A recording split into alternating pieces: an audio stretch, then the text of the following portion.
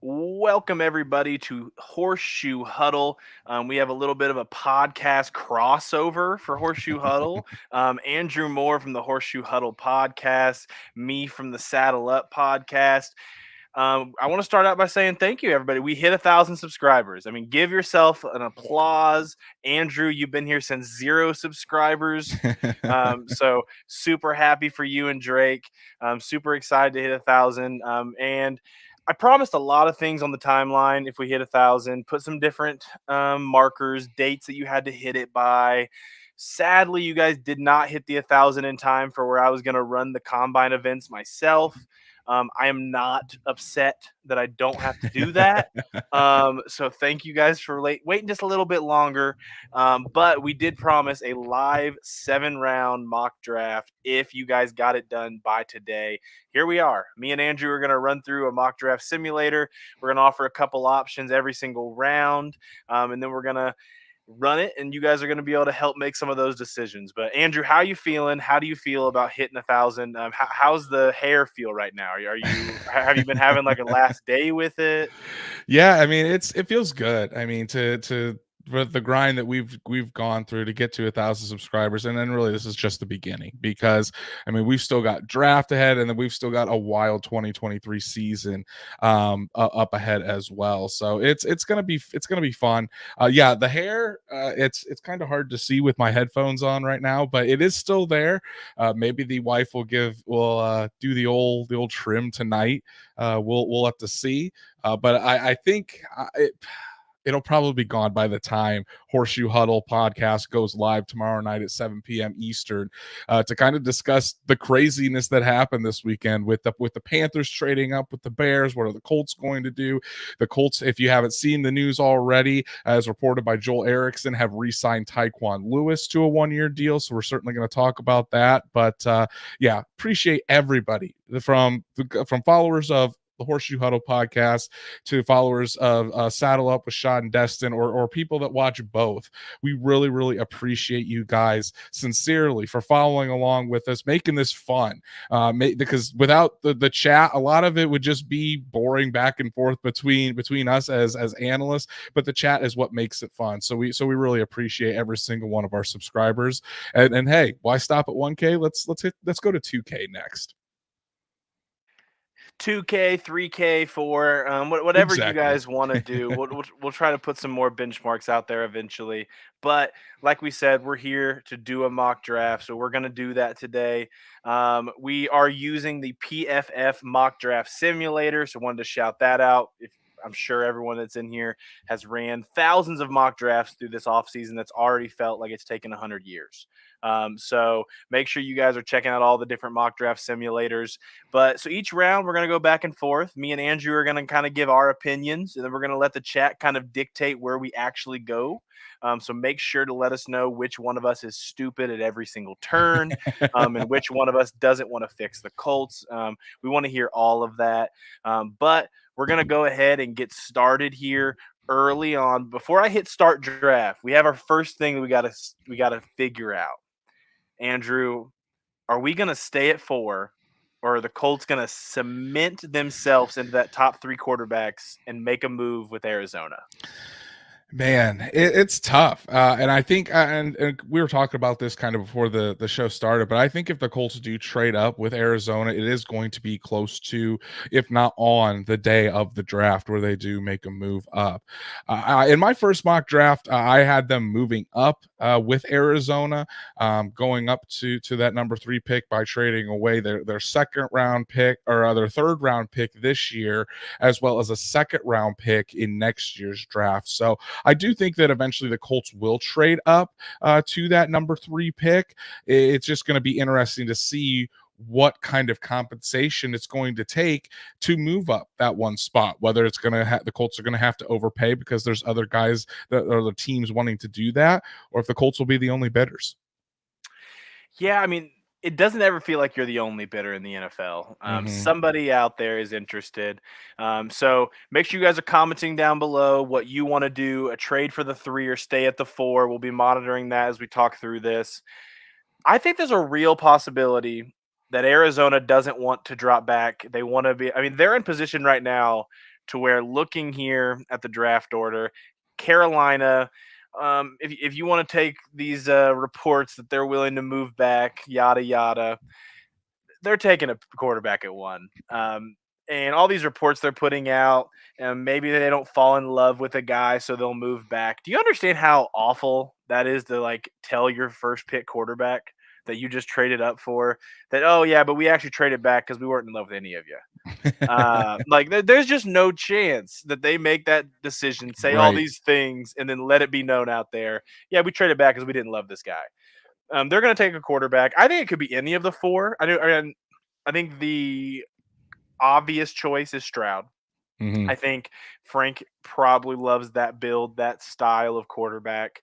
But I've heard things that Frank Reich likes Levis. I've heard things about the owner being high on Bryce Young. I think the entire league knows that Anthony Richardson has the highest ceiling of this class. So I think they made this trade so early on with the plan of taking their time and making a decision there. So going through the chat, it looks like I don't know about you, but I see more stay at 4 than I trade up. do. I do as well. Looks like the people want to stay at All right. 4, and So I if and Anthony obviously, Richardson goes top 3, guys, don't be crying to me in the chat yeah. here in a I second. mean, obviously, that would be the ideal situation for the Colts. We'll have to see what happens on draft day. Yeah, we'll have to see, but I'm going to go ahead and hit start draft. We're going to stay at 4. I'm going to listen to the people officially, and let's see how this runs. All right, so real quick, we're going to take a look here at the first 3 picks. So Bryce Young does end up going 1 to Carolina. Tepper, the owner in Carolina, first act as owner essentially is getting his quarterback right. So they take Bryce Young, all 180 pounds of him. Pick 2. I'm going to be honest. If this is how this would go in real life, I don't think Stroud goes 2. Right. I don't think he does either. I think if Bryce Young goes to the Carolina Panthers, I don't think CJ Stroud will go to the Texans. And here's why. It's because who is CJ Stroud's agent? David Mulligetta, who is the same agent that Deshaun Watson has.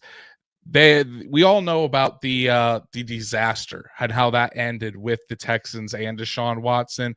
There is no way that he's going to allow his client to go back to that organization. So I don't see CJ Stroud going to the Texans at all. I think if that CJ Stroud is available at 2, it's probably going to be either Will Levis or Anthony Richardson for the Houston Texans. That is, if Bryce Young is already off the board at that point, or they may shock us all and go with a Will Anderson. But I don't see CJ Stroud going to the Texans. Yeah, I don't see it. I mean, if Bryce Young goes 1, that is when the Colts need to do everything in their power to get to 3. Like as soon as it happens, that would be my choice. That would be my say in it. Mm-hmm. I don't think it'll end up being that case. But if it did, you got to do what you got to do to get there. So the Colts are sitting here at 4. I mean, I think the only 2 options here are quarterbacks, guys. I'm sorry if you're a Jalen Carter truther, and obviously if you didn't see, Will Anderson is who went at 3 to Arizona, who did not trade out of the pick. So we got Anthony Richardson, we got Will Levis. I think Andrew, I know we are both higher on Anthony Richardson. I'm gonna let you talk on Anthony Richardson first, though. Like, what about Anthony Richardson is why you would take him at 4? I mean, obviously, I think Destin and I are both in the group that if we had our choice, our top quarterback in this class is CJ Stroud. But for Anthony Richardson, I would take him over Will Levis. And the reason why is because if you hit a home run with Anthony Richardson, I mean, you're talking about a top 5 quarterback talent there if he can hit his ceiling. And I mean, you're talking about a guy who can throw it a mile. When you watch the film, the flashes of accuracy is there. And the biggest thing with Anthony Richardson is just the inconsistencies in his footwork, in his mechanics. And when you're working with a guy as detailed as Shane Steichen is, I think that is lessened to an extent. We know the kind of kid that Anthony Richardson is. He's a great kid, hard worker. The kid is obsessed with getting better. And that's another thing that sticks out as well. When you hear Shane Steichen talk about what he wants in his quarterback, he wants somebody that is obsessed with their craft and wants to willingly push himself to get better. I think Anthony Richardson really fits that mold. And yes, Anthony Richardson could very well flame out, but at the same time, if you're the Colts, you're thinking you're in the same conference as guys like Patrick Mahomes, Josh Allen, Justin Herbert, Trevor Lawrence. It's Joe Burrow, Lamar Jackson as of right now. When you're in that conference with those quarterbacks, you need elite talent at the quarterback position. And do I think Will Levis could possibly be a solid starter in the NFL? Yeah, absolutely. But I think Richardson is going to be, and as Christine says, Levis is the one obsessed with football. I'm not saying Levis isn't obsessed with football, but I am saying that Richardson is as well. And Richardson has the higher ceiling than Will Levis. That's just plain and simple. Yeah, I mean, I like Will Levis more than Colts Nation does, but I don't think that's hard. Hmm. I think Colts Nation on Twitter, at least it seems, they like Will Levis as much as they like Tom Brady. They've just decided that that guy sucks. He's a bust. I think there are things in Will Levis's game that are easy to like. I think he would have been the first quarterback taken last year. Like I think he is a better prospect than what we saw Kenny Pickett as. The I'd arm agree. strength is there, the mobility. We didn't get to see him run the 40. He's still dealing with a little bit of ankle soreness from the end of last season. So we didn't see him at the combine perform. I do think at his Kentucky Pro Day, we're going to get to see him do some of those drills a little bit. But Levis is still a talented quarterback. I'm one of the groups where if DEFCON 5 comes and a team trades ahead of you with Arizona, I'm willing to sit at 4 and take Will Levis if he's the last quarterback there. I am looking through the chat, though. You guys have made it very obvious that Anthony Richardson is who this choice is going to be. So the Colts are going to go ahead and get their quarterback of the future, and they're going to draft Anthony Richardson. We're going to let this play out, and we'll kind of look at how the first round ended and how it affects the Colts' second pick. But Anthony Richardson's the pick. That is quarterback. That is the now quarterback of the Colts going forward. Would you let him start day one, Andrew? I don't know. I think he'd have to show me that he's ready. I mean, I think I know there's some people in the camp that if you draft a quarterback that high, you need to throw him into the fire right away. I'm not necessarily of that feeling. I mean, you want to put him out there when he's ready. And I do think that this puts some pressure on the Colts to get that veteran bridge quarterback or that veteran backup quarterback position correct, because you're going to want somebody in there that can hold the ship afloat in a sense until Richardson is ready. And it may be that Richardson just absolutely shines throughout the spring, throughout training camp. He is able to grasp the playbook very quickly. He shows an improvement in his mechanics, and he could start from day one. But I think the more realistic option would be is you sign a Gardner Minshew. You sign somebody like a Teddy Bridgewater. I know a lot of people have been saying Jacoby Brissett, but I don't really think Jacoby Brissett wants to come back to the Colts for round 2 of being a bridge quarterback or being just a fill-in. I think you could see him possibly go to Carolina with Frank Reich. But I think someone like Gardner Minshew, who already knows Shane Steichen's offense, could come in.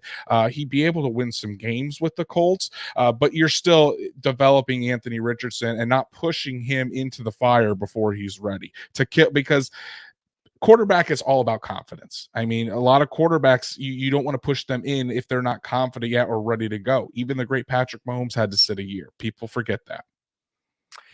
Yeah, I mean, even the great Patrick Mahomes, who was not known as the great Patrick Mahomes at first, everyone, if you need to Exactly. remember. I think Jacoby is going to go somewhere where he can at least start early on. Arizona is a place to watch a little bit.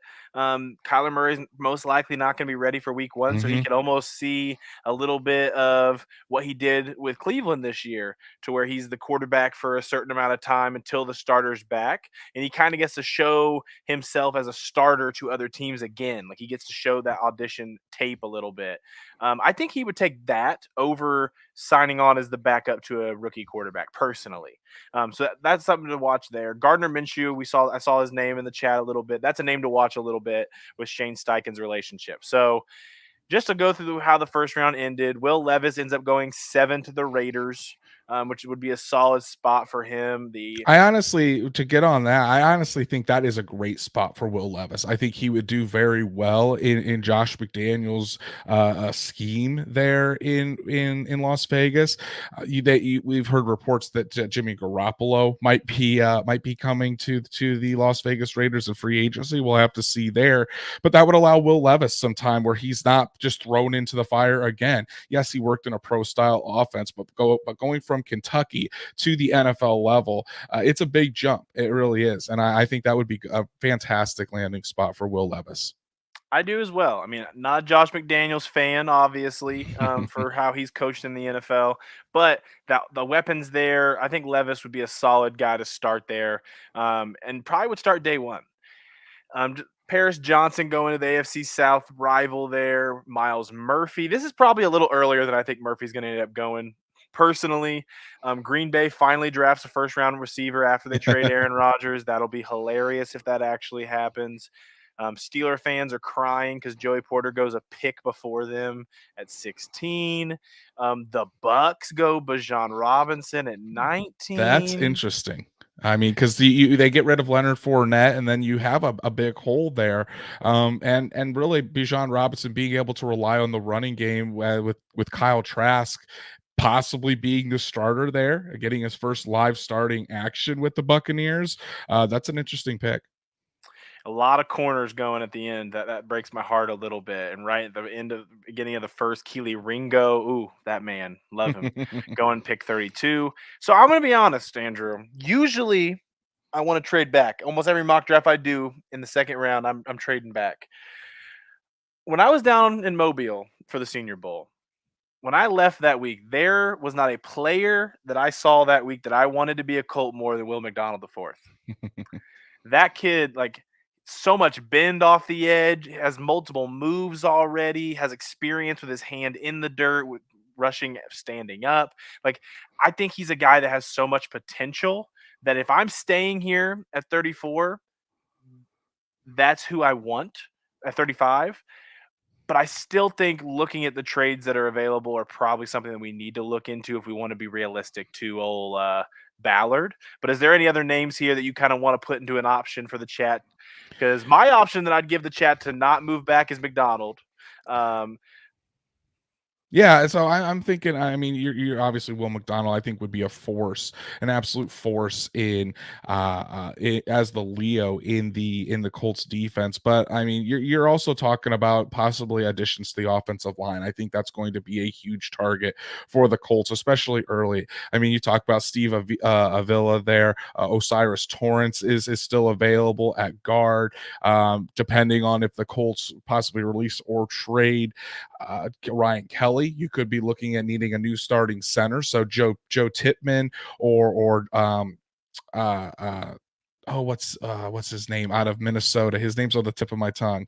John Michael Schmitz out of I was going to say Minnesota. it for you, but I believed in you. I was coming to it. But so I think where the Colts are right now, especially with trying to build up for an offensive line for their rookie QB. And I really like that comment. Say get DeJuan Jones as right tackle, move Braden Smith to right guard. And with so many of these options available, I'm going to go the other way. And I'm going to say the Colts should trade back. And I think Chris Ballard will be looking to trade back here. One of these teams are going to see these they think as first round talents up there at the beginning of the second round. Chris Ballard is going to try to get as much capital as he can.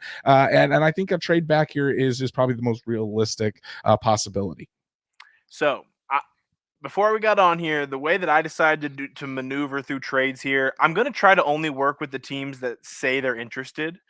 Try to keep that to like a realistic number.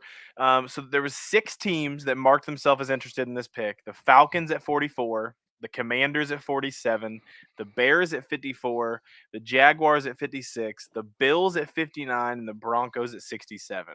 So those are our options to kind of look into. But before we make this anything, I need you guys to blow up the chat, trading back or taking one of these players here. I've seen a lot of trade back so far.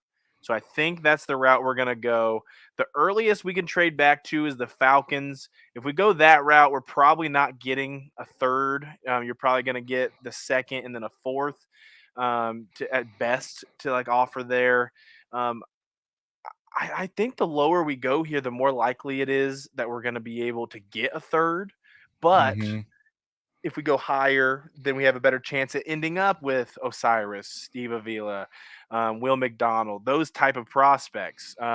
So we could kind of meet in the middle. The centric one here would be the Bears, who Bears fans, if you guys seen on Twitter, they love me right now. All of them are in my mentions about how awful of a human I am. But so I don't know if I want to trade back with the Bears. So going up one would be the Commanders. I think 47 would be a good spot. I mean, the Colts have traded with the Commanders before. There's a relationship there. I also think that you don't want to trade back just for the sake of trading back. You also want to make sure you have multiple targets that where you trade back, there can still be multiple options in that area. And I think that's something that Chris Ballard subscribes to. So I think if you're trading back for to 47 with the Washington Commanders, you could try to get their second, and then you could try as well for that fourth round pick, or you could even try for a that third round pick. I don't necessarily think they would go for it, but I think you could probably get a fourth round pick out of the Commanders, double up in the fourth round. Yeah, I mean that 97 doesn't seem very realistic for the Colts to grab. Um, the the 47, the 118, and knowing how Ballard works, he loves those day three picks. So Hmm. if you could get 47, 118, and you could get them to throw in like 214 for the 35, I could see Hmm. that being a realistic package that Ballard would go after. And then Absolutely. you're moving back 12 spots in total, and there's a lot of good interior linemen here. Like I feel like this is where you could go. Yeah, and I think that's exactly what the Colts will probably target, because what have we heard from Ballard all off season? I still believe in building up the fronts. He knew how bad that offensive line was last year, and it hurt him to his core. I truly think that the Colts will try to remake this offensive line. When you're 4-12-1, as Ballard said, the entire roster gets reevaluated. So if the Colts trade away Ryan Kelly, they can't just rely on any old center or just rely on Danny Pinter to come in. We all saw what relying on Danny Pinter did for this Colts offense last year. Wasn't great. So yeah, I think moving back to 47, there still would be some quality offensive linemen on the board that you'd be able to take, and some guys that could really either compete to start from day one, or you could even pencil in as a starter from day one. Well, all right. So everyone in the comments also wants to see 97 in the trade. I just don't think it's really realistic. I feel like if we're going to try to keep it as realistic as possible, 118, 214, that'd be a solid extra ad for just moving back 12 picks. So I'm going to offer this Mhm. trade through. Um, and it got accepted. There you go. I am curious to see who Washington goes there, so we'll go back and look at who we essentially traded them there. So going over here at pick 35, they did take Will McDonald, the fourth. I'm glad that our pick at least got to be the one to take him. So they at least got to see it there. Dewan Jones goes at 36, the Indiana native out of Ben Davis High School, ends up going at pick 36. Osiris, I mean, three in a row. The guys that we were talking about, like at least we know what we're talking about, Andrew. They go Right. 35, 36, 37. We see Tydengo and Luke Musgraves. There's a pretty notable name that I didn't see taken there, Andrew. And that Yeah, is Steve Avila out of TCU. Steve Avila out of TCU is there. The only what kind of scares me about if the Colts would take him, is he isn't. I wouldn't say he is the type of athlete that the Colts necessarily look for on the offensive line. He is more of a bigger guy, more of a power a guy along that offensive line there at TCU. But his, and I mean, obviously things could change if he has a good athletic performance at the combine. But when you're looking at typically the offensive linemen that the Colts have, just looking at their RAS scores, all these guys are in either the nines or the high eights. And I think Steve Avila's RAS score was around 6. So he isn't the type of athlete that I think that the Colts necessarily grab. But I could see a guy in Cody Mock from North Dakota State University, who is a big physical guy. He's played out at tackle, but he projects better inside at guard in the NFL. I know he's ranked as the 88th prospect on Pro Football Focus, but a lot of people I've talked to said that to the high to mid second round is where Mock is going to end up going in this draft. Yeah, I saw stats, Matt, there with how does John Michael Schmitz rank 68. I don't know either. I think John Michael Schmitz could end up going in the first.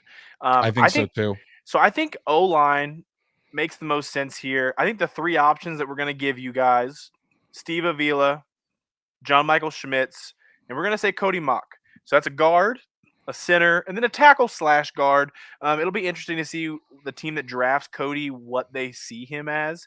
So blow up the comments on which of those three you would go. I'm seeing a lot of Cody Mock love already. I know John Michael Stats Matt Schmitz had a lot of love early on in this, so I'm I know trying to count. Stats Matt has a crush on Cody Mock right there, but just seeing John Michael Schmitz at the combine, I mean, he looked fantastic. Yes, his tape is kind of up and down in the as far as during the season at Minnesota, but I know you were there at the Senior Bowl, Destin. From seeing him on the field drills and the one-on-ones to the 11-on-11 drills. John Michael Schmitz was not allowing anybody to get back to beat him or get to his quarterback. So I was very impressed with what he could do next to somebody like a Quentin Nelson. So I counted this up. And since we've gotten here, because I wanted to count the ones earlier from when we were talking as well, John Michael Schmitz has beaten out Cody Mock by 2. Like, it's really the Cody Mock love came on late. So we're going to take John Michael Schmitz. But, I mean, like Andrew said, John Michael Schmitz at the Senior Bowl was the most dominant offensive lineman there. Now, there are some things to consider there. DeJuan Jones gets hurt day one of practice. We don't get to really see him the rest of the week. So I'm not trying to say negative things about anyone else there. Cody Mock was much better as the week went on than early on in the week. But John Michael Schmitz by far was the center of the week. And if the Colts do move on from Ryan Kelly, as the Jeremy Fowler report today shows that there's interest in them doing, getting your rookie quarterback a center would be huge. And I do think John Michael Schmitz is up there for the best center in this class. So for him to be here at 47, I don't know if that would happen in real life, but this isn't real life. This is the Horseshoe Huddle live stream. So we're taking John Michael Schmitz and we're running to the bank with it here at 47. I think that's a great pick. And honestly, when you're talking about a team, if the Colts do move on from Ryan Kelly, I think it's more essential to get a center than it is a right guard. And when you're looking at the free agency landscape as well, there's more higher quality right guards out there that you can bring in to compete with Will Fries than there are centers in this free agency class. So I could very easily see the Colts going an experienced right guard in free agency. And if Kelly is moved, drafting a center in the second round of the draft. Yeah, so just some notable people. Julius Brents, another Indiana native, goes a couple picks after 47. Love this corner class. Isaiah Folksy out of Notre Dame, another Indiana guy. Cody Mock, who we were just talking about, goes at pick 53. Steve Avila goes at pick 58. So all those guys we were interested in end up going in round 2. Round 3, we got a little bit of a run. Hendon Hooker gets off the board in round 3 to the Saints. That's a fun landing spot. That's a fun landing spot behind now Derek Carr. Tanner McKee goes a couple picks later to the Falcons. So now they have Tanner McKee and Ritter in a little battle, couple third-round pick quarterback battle in camp. That'd be fun if you were there in Atlanta. And now the Colts are here at 79. So as always, there's only 2 teams interested in this pick. The Lions are interested in this pick, and the Chargers, 81 and 85. Would the Colts trade back again to get more picks, though, is the question. Colts and the Lions would only be dropping down 2 spots, so it'd be interesting to see what prospects are still available. Let's take a look at that and kind of see who the Colts might be interested in, because I think right here would be a good spot for a corner for the Colts. I also think that a wide receiver could be in play here with the Colts, just trying to kind of see who else is on the board. And when we're thinking about wide receivers, our buddy Zach Hicks from Horseshoe Huddle does a great series about this, a build a ballard for the wide receivers. We have to remember that the Colts have never drafted a wide receiver under Chris Ballard that has been under 6 foot and under 200 pounds. So we have to keep that in mind when we're looking at wide receivers. Do these guys meet that size threshold that Chris Ballard drafts at? Because otherwise, you can start thinking about maybe in the earlier rounds, for an example, like Zay Flowers or Josh Downs. Those guys are smaller guys, and I just don't think they're going to fit what Chris Ballard wants in this team. And so you can probably knock those guys down a peg as far as who the Colts may consider. But Destin, I know you love cornerbacks. Is that who you would go here, or are you thinking a different position? I mean, this is a really solid day two corner draft. Hmm. I like a lot of the guys that could potentially be there. I saw Darius Rush went a little earlier than normal. He gets to go there at 68, early round three. If he was here, Hmm. that would be another Senior Bowl guy that just I loved all week. He was shadowing kids in the one on ones. It was ridiculous. So it seemed like the three positions that the Colts would look at next: receiver, corner, edge. I'll add in a tackle. We've only taken a center so far. So looking at those four positions, Tank Dell, I know people are gonna like him. There's no chance Chris Ballard drafts Tank Dell. Andrew Hmm. just gave you very good information about how Ballard looks in drafts at the receiver position. There's just I just don't see a way that happens. Michael Wilson is a pretty solid athlete at the receiver spot. I think he would I think if the Colts do go receiver early, they need to go after a guy that's going to be able to play in the slot. I think Michael Wilson's a guy who you're going to assume is going to want to be on the outside. Hmm. Tyler Scott is an impressive guy. He is just under 6 feet.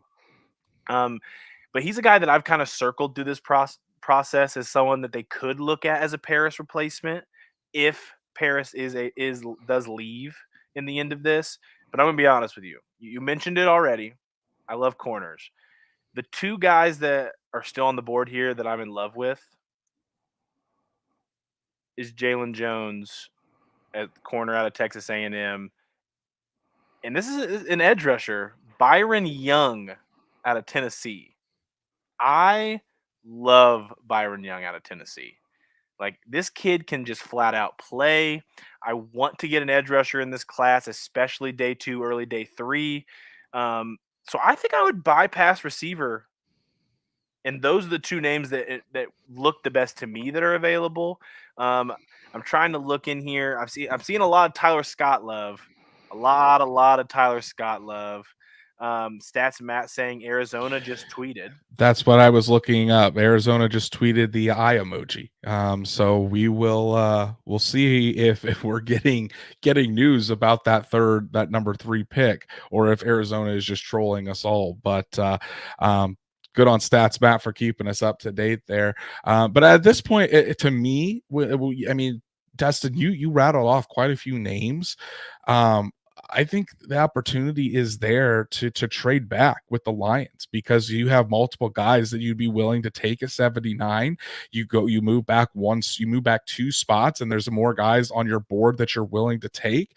I think you can move back 1 spot. You could probably try to work to see if you could get. I know you've got a 4th up there, or maybe it looks like a 5th up there, but you could try to move back and get another day 3 pick, which you said is something that Chris Ballard really likes, or even you could even try to get a future pick in this as well. But I think another trade back very well could be in the cards if something like this is offered to the Colts here at 79. Yeah, so the Lions, I mean, they're only 2 picks back. You're Hmm. not gonna get a whole lot out of this. I think what this would come down to is what Chris Ballard would prefer in the department of picks this year or picks next year.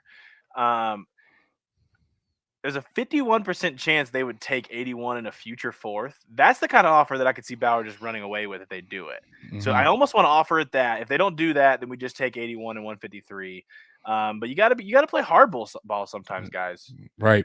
So to move back 2 spots, let's see if the Colts can get a future 4th. and they That's what we're accepted talking it. about, Detroit. That's what we're talking about. I like the 51%. We rolled with it. So Detroit's going to be on the clock at 79.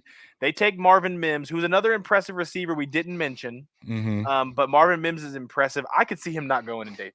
Like I could see him going in the second round. I I really could could. as well. I really could. So 81. I mean, you guys heard me. The two guys that I still look at that neither of them got taken, the guys I like are Jalen Jones and Byron Young.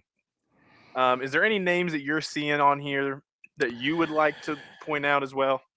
I mean, I really like KJ Henry. I think he's got great traits. I don't think he's there quite yet. And then a guy that, as I've watched more tape on Ole Miss, just to kind of dial in on this guy, I think you know where I'm going, is Jonathan Mingo. I think Jonathan Mingo really fits. And as StatsMat says, Arizona might just be responding to Ramsey leaving the division. That could be true as well. But Jonathan Mingo, a guy that's 6'2", 220 pounds, has a 4.4 40, and just really can dominate in the slot. I know PFF has him ranked as 177. He's not going to go that low. I really don't think he's going to go that low at all. And I think he would fit in great in this Shane Steichen offense with his ability to create yards after catch, his ability to separate over the middle. And that's somebody that the Colts could look at if Paris Campbell leaves in free agency. I think Jonathan Mingo could really step in, take over that slot receiver role, and not only do it well, but he also offers a just a different type of wide receiver than the deep threat in Alec Pierce or the over the middle guy, the third down possession wide receiver of a Michael Pittman Jr. So I'm a big fan of Jonathan Mingo if you're going wide receiver.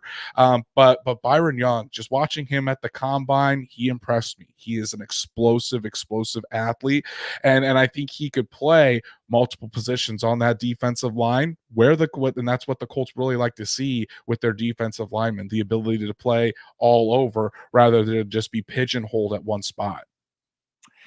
Yeah, I see Kevin Rudge here saying Jaden Reed, another guy who was impressive at the combine and the Senior Bowl. Um, there's just no chance that Ballard will Mm-hmm. draft a guy of that frame. I had a guy on the screen, Trey Palmer, out of Nebraska. He's a guy who can move. He's over 6 feet, 6'1", could play in the slot, and he looked good at the Senior Bowl and the Combine. So Trey Palmer, Jonathan Mingo. It sounded like Byron Young had a little bit more love than my corner. So we'll have to wait on corner. It's okay, guys. So make sure you guys blow up the chat a little bit between Mingo, Palmer, and Byron Young. Let us know which route we should go there. I was seeing some Mingo love even before we brought him up. Oh man, I didn't know Zach Harrison was still available either out of Ohio State. Zach Harrison is it seems like he is a Ballard pass rusher if I've ever seen one. The kid is long, he's explosive, has great athletic traits. He is a little bit raw, There's but just no way. I don't think he's going First to of be all, available first at of this all, spot. we should just run this in. I will let. I didn't see he was there either. I'm not sleeping on Zach Harrison, Patrick. I just wasn't even looking for him because there's just no chance that this kid should be here at 81. Zach Harrison's a guy that I think the Colts would run the pick in and not even trade back if he was there Absolutely. in the third. If I would have saw him at 79, I almost wouldn't have said don't risk it with Detroit. In my first mock draft that I did for Horseshoe Huddle, I in my caption for Zach Harrison, I said that when you watch Harrison on tape and you see him, he looks like he was built in a lab by Chris Ballard. Like this Mhm. guy looks like if you had his ideal pass rusher on day 2 of the draft, it's Zach Harrison. So we'll add Zach Harrison in there. I'm seeing a lot of Zach Harrison names ever since we brought him up as someone that's here. But make sure you guys are commenting down below and we'll kind of figure this out. I'm seeing a lot of Byron Young, a lot of Byron Young, and I love Byron Young. So if we go Young instead of Harrison, I will not be upset. But make sure you guys are commenting down below. We'll give you guys a few more seconds and I will make the selection for us.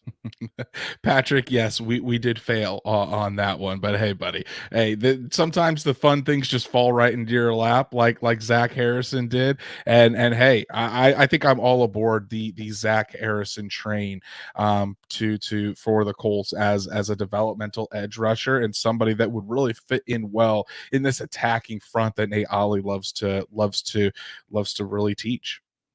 Yeah, so Harrison got the last win, so we're gonna go Zach Harrison. As I think you guys found out as we did that this guy's still available, so we're gonna go Zach Harrison here in round three, at 81, which is just a steal of value. I don't know what they're gonna give us grade wise, but I give that an A+. I don't care what they say there. Um, so we end up going edge at the last round here. I'm going to bring up some of those positions of need. I'm going to bring up tackle. We kind of stopped talking about them for a second there, but we're going to come back to it. Still some impressive receivers. Oh, my boy, Trey Palmer. What are you doing here? What are you doing still here, kid? Um, so this we are at pick 106. Just to kind of go through it. Ooh, Tyjae Spears going at 105. That's later than I think That's he'll end later, up and I think going. he will go. But that Andrew impressive Voorhees at pick 102. We know he's going to go right back a before day little three. bit because of the torn ACL. I had him in my first mock draft. If he can make it to like round 6 or 7, Colts should be all over that. They're like a stash pick that would be a great pick to help on the offensive line. But yeah, some big names going late in the third round. Yeah, big ones there. A lot of guys we considered. Tyler Scott, a pretty good run on receivers here. Tank Dell. The Giants trade away Tony because of his size not being able to do much in that offense. So they go ahead and draft Tank Dell because that would make sense for them to replace. Um, Colts here. I, I like these receivers that are left. And as we mentioned last time, I like Trey Palmer here. I do. Hmm. I think that would be my vote as where we would go. But there's a lot of good guys here. I think Raheem Jarrett's a guy if we decide to wait on. He's a guy I like as well. The tackle group is getting a little thin as we're starting to see. Whenever you see an Indiana University offensive lineman is one of the best available, I'll tell you as an IU fan, that's when you're starting to know that's drying up. Right, right. Right here, I think it's going to be receiver, and I think the chat is going to have to decide whether we go with Trey Palmer out of Nebraska or Jonathan Mingo from Ole Miss. I think I'm on the Jonathan Mingo train. You're on the Trey Palmer train. We've talked about both of these guys. I think this has got to be the pick at what pick are we at? 104, 106. 106. This has to be the pick, and we know what Chris Ballard said at the combine. It was a very quiet comment, very quick comment, but he said I'd love to add depth at receiver. I think either one of these guys would be a great depth addition, and if you are only able to keep maybe Paris Campbell on a 2-year deal, 3-year deal, you can still develop these guys because there's no guarantee Ashton Doolin is back either. He's going to be an unrestricted free agent. So I think Palmer or Mingo here has to be the pick.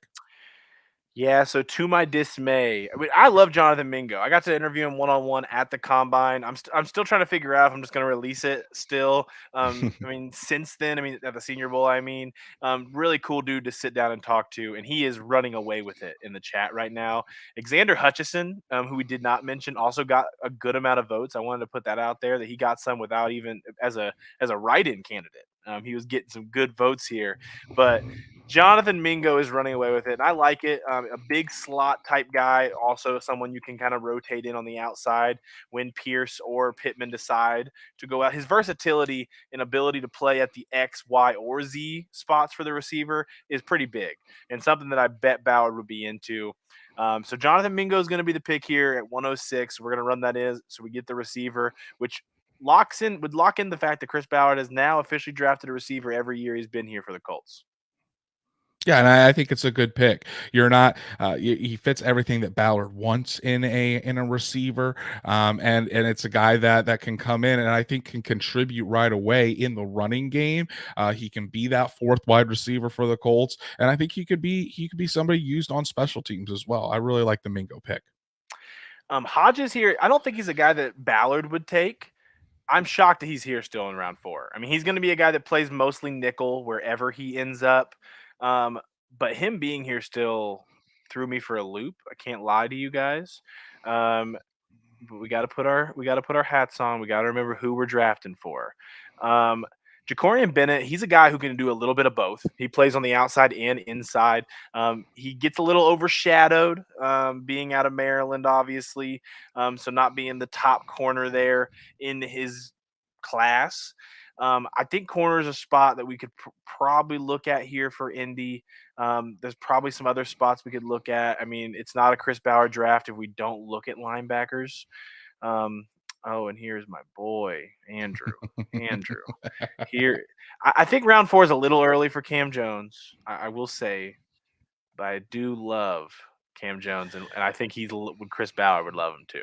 Yeah, I do too. I think when you're talking linebackers, though, if we're going linebacker right here, it's got to be Dorian Williams. I think Dorian Williams. I had him as my 5th round pick in the Colts in my first mock draft, but he's a little undersized. But the Colts typically choose those undersized linebackers, 6'2", 230. But he has very very long arms. He's very quick.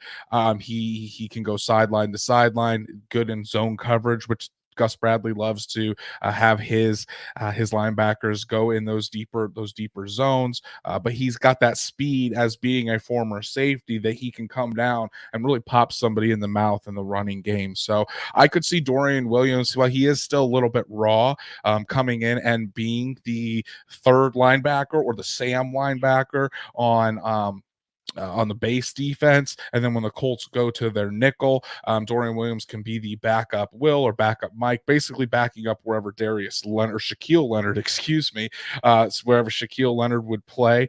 I think Dorian Williams would be a home run pick for the Colts, who really who could be looking at trying to replace or trying to build up their linebacking core, because we know Bobby Okereke is probably going somewhere else. He's going to be too expensive for the Colts to keep, and we'll have to see what kind of money EJ Speed demands on the open market as well. But so I think if you're going linebacker, it'd be Dorian Williams. But man, I just think that with the Colts situation at cornerback and possibly needing 2 starters at cornerback, maybe one if Isaiah Rodgers can really solidify that spot finally. Cornerback is a sneaky need for the Indianapolis Colts. Yeah, I mean, I agree. I think Dorian Williams, the other point of it is Bobby Okereke is most likely gone. He's the best coverage linebacker, even when Shaquille Leonard's healthy. I think Dorian Williams would come in and be able to compete, even for the starting will, in Mhm. this in the Colts. What's going to be the ending result in these linebackers? I think if you do that, go that route, and I think is a good one. Going Dorian, it would allow you to bring Shaquille back when he's ready, putting him in that Mike role. You would be able to kind of allow Zaire to do again what he did this past year, where he moves around throughout the 3 spots, obviously, but you let him use his instincts and you let him find the ball. See ball, find ball type linebacker. Zaire really excelled in last year. So I think a guy like Dorian in round 4, you don't usually find guys in round 4 that can be that large of a fit. So I think that's a really good one. I do like the corners, and I'm trying to look here at who we have available. Mekhi Blackman, he's an interesting one, redshirt senior, so has a lot of experience, a good amount of starting experience at USC. Would it be a guy who could play on the outside? Kytrell Clark as a guy who's going to play in the slot. Like the big part of this class that kind of concerns me, and probably the reason why the Colts are going to go corner earlier than when we are looking at it right now. Once there's a large drop off on the outside corners after day 2. That second, 3rd round, we're going to see a large run on some big corners. Round 2, round 3, some 6'2" guys and up even. And then after that, there's a abundance of slot guys, and I just don't see them going that route. Um, so I would say Mekhi Blackman's probably the best bet at corner that would play on the outside. Jacorian Bennett's another name that I like a lot. He's a little bit of both, so you would kind of allow you to let Isaiah Rodgers choose where he's going to end up. But I think I would still take Dorian. I think I would go linebacker here and fill a guy who I think could start right away. But trying to look here through, we got a little bit of Williams love. If you want to go corner though, guys, just make sure you let me know in the chat because I'm going to make the decision very soon. So Bennett or Williams, linebacker or corner, let's see it. We're getting some Bennett love. It is coming in. I think he's going to need a very big push here to beat Dorian Williams, though. We're going to need a lot of names coming in here wanting Bennett, and it just doesn't look like that's going to happen. It looks like it's still going to be Dorian Williams. So that's the pick we're going to make. We're going to go Dorian, and we're going to see how the corners fall into round 5. But that's 2 solid picks for the Colts in round 4. That's 2 Yeah, guys that could potentially start in round uh, 4. I definitely think so. Guys that can make an impact right away, and for guys that you're getting on day three, I think those are tremendous value picks for the Colts. And if you just joined, Jonathan Mingo and Dorian Williams in round 4. Um, Wanting to see if there's a way to kind of just show all of the picks that we've done so far. I don't see it, but we will show it at the end real quick. And we're on day 3. We're going to try to be a little bit quicker with all this, guys, as we're going to kind of run through it for the rest. We didn't go corner last time, so we're going to go ahead and look at corner and see who we have left. And oh, there he is. Jacorian Bennett is still there. So I think the two options should be Bennett and Blackman. I think they should go corner. I feel like they'll probably go corner before this, even in real life. I do as well, and I think when you're talking about a guy in Ja'Cory and Bennett, I think he is going to be out of the two. I think he would be the pick there. I think he would be the one that Chris Ballard and this Colts front office would more likely value, because while he's not as I think Blackman is a taller cornerback. Bennett seems like he's got more weight on him, and he's just a bigger, more physical cornerback as well. And the Colts love for their corners to be really involved in the running game. So, and I did see this comment from Patrick. Where is Zach Kuntz? Zach Kuntz is a tight end out of Old Dominion. I don't see the Colts really looking for tight end in this class. If they do, I think it's going to be later. Zach Kuntz may still be available, but they really like their tight ends right now. They really like Jelani Woods, Drew Ogletree, Kylan Granson. We'll see what happens with Mo Alley Cox, but they're three young tight ends. They're really high on that group. Yeah, so Bennett kind of ran away with this, so we're going to go ahead and go that. But I agree. I think the tight end analysis was a good one. I think they'll end up signing a guy whose primary focus is going to be to block. But if they miss out on some of those, and we'll come draft day, we'll kind of see it where they go. I still wish the draft was before free agency, but I'm never going to get my way there. The NFL is probably never going to change that. So we're looking around here. I mean, it feels like the Colts are still missing that taking a tackle late. That's something that we gotta think about, everybody in the chat. But on day 3, it's pretty much best available. I think there's a few guys we should look at. Maybe somebody specific that we should look at.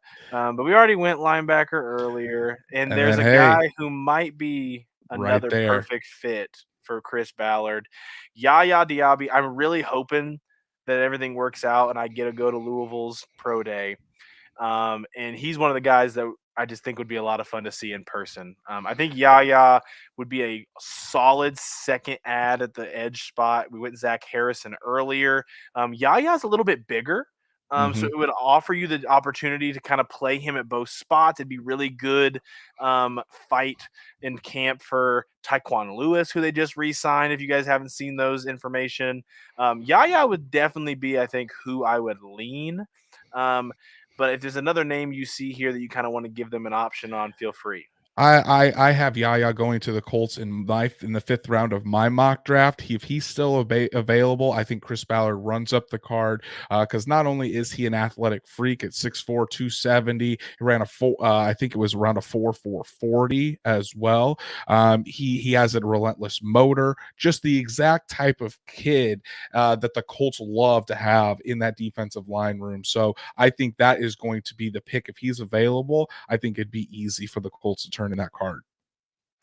Yeah, and the chat agrees with us. They are high on Yaya as well. They saw that combine performance. So we're gonna go ahead and run that pick in Yaya to the Colts. We only have 3 more, and we're gonna try to be quick with this, guy, so we can get everybody out on the rest of their day. Um, Running through here a lot of names, some names that we even saw that we mentioned ourselves earlier. I think a need here that a lot of people may not think about is running back. I think they're gonna add one, whether it's free Hmm. agency or the draft. There just happens to be 2 guys here that I really like. Keaton Mitchell, a guy from East Carolina, explosive. A lot of fun in the game. I think he's a guy who they could look at that is a little bit bigger than your usual shifty running back. Naeem Hines obviously no longer here as he's in Buffalo. They had to move on from him. But I think Keaton Mitchell's the type of guy that would be a really good offset from Jonathan Taylor. I like Eric Gray a lot too. Eric Gray is a tough son of a gun, really solid blocker for his size, even, and a guy that really has impressed me on tape in that light. Is there another position you'd want me to look at, Andrew? I'm going to give you another name at running back. Actually, Okay. one that probably a lot of people haven't heard of, but watching just a little bit of what he can do, he's almost like a master of none, but he's pretty good at a little bit of everything. That's Owen Wright out of Monmouth. I had the Colts taking him with their final pick in the 7th round in my mock draft. He's a guy that's usually used on short yardage situations, but he's very good at pass protection. Has very solid hands. I'm not sure if he's going to be available on this because he could be one of those small school guys that the Colts might get as an undrafted free agent anyway. But I think he's going to be a slept on running back where he can do just a little bit of everything. And when we're getting into these later rounds, something we really haven't mentioned yet, the Colts love to draft guys in these later rounds and contribute on special teams right away. And that's something that you're going to have to do with a lot of these guys just to make that roster. So that's something to keep an eye on. But I think Owen Wright, while we might not take him here in the 6th round, could be keep an eye on him possibly in the later 7th round in April. So Mitchell's getting a lot of love. A lot of people like that pass catching ability. So we're gonna go Keaton Mitchell, who would be a lot of fun. Would definitely be a lot of fun to see in camp and in the preseason. Um, this is when it's going to get fun, guys. These last guys, like, you're looking at special teams, you're looking at options for them to kind of figure out like what they want to go there. Could be a double dipping at receiver. Um, any certain position that you kind of want to highlight here? Jalen Wayne, a guy who I like a lot out of South Alabama, really tough receiver, a guy who's probably is going to be best in that big Y or a Z role. I think he's a guy who could end up going earlier than people think, even. So getting him in the 6th round, I would be really high on it. Obviously, Jalen Wayne, if you're asking yourself at home, he is the nephew of Reggie Wayne, who happens to be the receiver coach here in Indy, if you've ever heard of him. But there's also an interesting question you could say: do you want to go the Washington route from a while back and take 2 quarterbacks? Aiden O'Connell is an interesting name. I think he has a little bit more juice than your usual 7th round guy. And he's the type of guy that if he goes undrafted, I would love for them to bring Aiden O'Connell in with the intent of battling with Ellinger for the possible 3rd quarterback. Hopefully, we don't have to worry about keeping 3 quarterbacks next year. But Aiden O'Connell would be a great practice squad quarterback to have on this team. I think he would have a lot of the smarts that Ellinger has, but he has a little bit more talent. Yeah, I would agree. I kind of tend to lean away from the Colts double dipping at quarterback just because I think that Ellinger still is on a rookie contract, so there isn't a need to bring in a 3rd quarterback there. And I genuinely think that if the Colts are going to sign a veteran bridge quarterback, there's no need really to get a 4th quarterback on the roster when you could easily do what the Colts did last year, pick up a Jack Cohn or someone that an undrafted free agent to come in there and battle Ellinger for throughout training camp. Wide receiver, I think, could definitely be an option. We've seen the Colts take multiple wide receivers in the 6th and 7th round. Jalen Wayne definitely could be because, again, adding depth at wide receiver. Yes, you have Michael Pittman Jr. and Michael Pittman Jr., Alec Pierce, and Mike Strawn currently under contract. That's only 3 wide receivers. Mike Strawn, he really hasn't shown too much. He could take a year 3 leap, but he really hasn't shown too much as far as what he can do out there. So you're still going to be looking for guys to compete and really push that. So with Reggie Wayne as the wide receiver coach, bringing in his nephew Jalen Wayne, that could very well be a possibility. Yeah, so Patrick brings up a good point with Justin Shorter. I'm gonna make those the 2 options. So Jalen Wayne, Justin Shorter. We'll double dip at receiver real quick. Um, Justin Shorter having experience with Anthony Richardson, going to get him one of those would be an option. Um, the offense at Florida may not be something Anthony Richardson wants to bring with him. It was pretty bad outside of that. But Justin Shorter is larger. He does have history playing special teams, so he could be a better fit. So Wayne or Shorter, let us know in the comments, and we'll make one of those selections right now.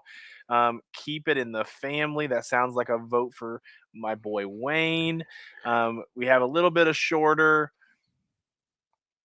I think it's a little bit of a tie, and we're gonna give tie to the family relationship. So we're gonna go And Jalen he Wayne. Here it comes. As Chad says, Wayne. Truitt says Wayne. I think we got to go with Jalen Wayne out of South Yep, there Alabama. we go. Another Senior There we Bowl go. guy as well. That never hurts when you're talking about the Colts. Never ever hurts. So only one pick left here in the 7th round. This is a shot in the dark. Feel free just to throw names in the chat, and we're gonna make the pick really fast here. Because this could be really anyone. So just throw some names in the chat that you could think of that is your sleeper in this class, and we'll see what we can do for you guys as we're going down the stretch. I don't think we're gonna go quarterback. I thought about it early on as we talked about, but I don't think the Colts would do it. But I would say to watch out for Aiden O'Connell being an undrafted free agent that the team adds for competition purposes. Um, could you imagine Wayne and Harrison Jr. next year? That would be funny. That would be hilarious to have a Wayne and Harrison back on the team. We have Zach Harrison from earlier, so we already get the name. Not related to Marvin Harrison, but we at least get the name. Um, I think one option to look at is tackle. We still never went tackle here. Um, Earl Bostic is a bigger guy, a guy Mhm. who they could look at as like a kind of little bit of a project type. Um, a lot of names here getting thrown in. I really think that offensive tackle could be there, because I mean you talked about the Colts needing to really find guys up front that can that can push these guys. Now Dalton Wagner at 6'9", 3'7" is a Huge, monster human being. I huge. don't know if that's going to be the pick there. Taking a flyer on a project athletic tackle like Earl Bostwick Jr., I think that very well could be a nice pick for the Colts. Yeah, the 6'9" is starting to get some people, it looks like. Wagner is coming in.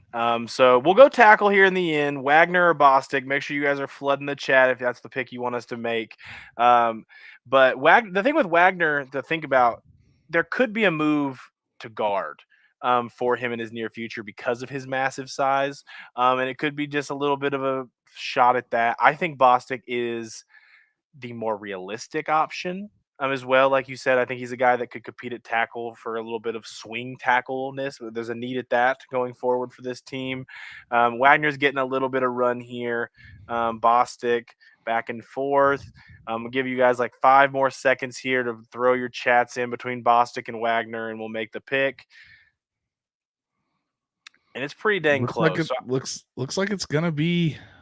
It's very very close. I'm looking through the chat here, and I've got a lot of Wagner, mhm. but and there's a couple Bostwick, but I not just as had much. to I just had to show him that he was 6'9" in that size. So Dalton Wagner, they take a shot on the massive man, who maybe the Colts nicknamed the Mountain, if you guys know that reference, going forward. But we did it. 7 rounds. That can be hard sometimes. Again, I want to thank everybody for getting us to 1,000 subscribers. I'm gonna end up downloading this picture so we can kind of post this as well. But if you did join the stream late, here is who we kind of ended up with: Richardson, John Michael Schmitz, a couple of trades because we know who we're representing in Chris Ballard, Zach Harrison, which they're giving us a D in the 3rd round. That's ridiculous. Yeah. Jonathan Mingo getting an F in the 4th round again. It is what it is there. We did get an A+ on day 3 with Keaton Mitchell though, and they also like the behemoth and Dalton Wagner, but an overall grade of a B+. We passed, Andrew. I think the Colts would be very happy if they came away with that type of haul. You address needs all over the roster. You bet on guys with athletic traits, guys with a lot of upside. You were able to trade back and get more draft picks in a draft that we thought we were going to have. The Colts were going to have to trade up possibly when all this got started. So I think the Colts would be very happy with this haul. You get your quarterback of the future, you hope, and Anthony Richardson, a guy that can start from day one at center, and John Michael Schmitz, very intriguing, athletic Zach Harrison as an edge rusher, Jonathan Mingo, who could come in and immediately compete at the slot, Dorian Williams Williams, a linebacker that fits exactly what the Colts want. And then I think the last highlight will be Yaya Diaby, another athletic pass rushing freak that fits in very well with this group. So I think this is a very Colts draft, if I would have to say so. Yeah, the grade I disagree with the most is Schmidt's getting a D Hmm. that late in round two. Because I'm telling you guys, I will not be shocked at all if he goes in round one. That kid has been impressive the entire draft process. But again, everybody, really, really appreciative for everyone getting us to 1,000 subscribers. We're gonna head out. Everyone have a great rest of your Sunday. Andrew, anything else you kind of want to say before you head out? Just thanks to everybody for following along with our journey. We're going to continue to produce great content. Go ahead and check out all of the things that we're writing as well on horseshoehuddle.com. You can check out my show with Drake Wally on Mondays and Thursdays, the Horseshoe Huddle podcast, Destin and Shot on Wednesday nights for the Saddle Up podcast. We're just beginning, guys. It's going to be a fun ride. Yep. Make sure you guys are following Andrew at Andrew Moore NFL. Make sure you guys are following me at the Destin Adams. And make sure you guys are following us at Horseshoe Huddle. And make sure you guys are subscribed. If you're here on the YouTube still, hit that subscribe button. We just hit 1,000, but we want to hit 2,000. We want to hit 3,000. And we love bringing you guys content. So make sure you guys are standing around because hopefully we see a shaved Andrew in the next few days. Might be tomorrow, Chad. So you'll have to come onto the show. Might be tomorrow. I was the 1,000 subscriber, and all I got was a stupid B plus. That's on us, guys. That's on us. Next time we'll strive for A's. But everybody have a great rest of your Sunday, and who knows? Maybe the Cardinals tweet means the Colts are moving up to 3, and Andrew will have a fun thing to talk about tomorrow. But all right, everybody.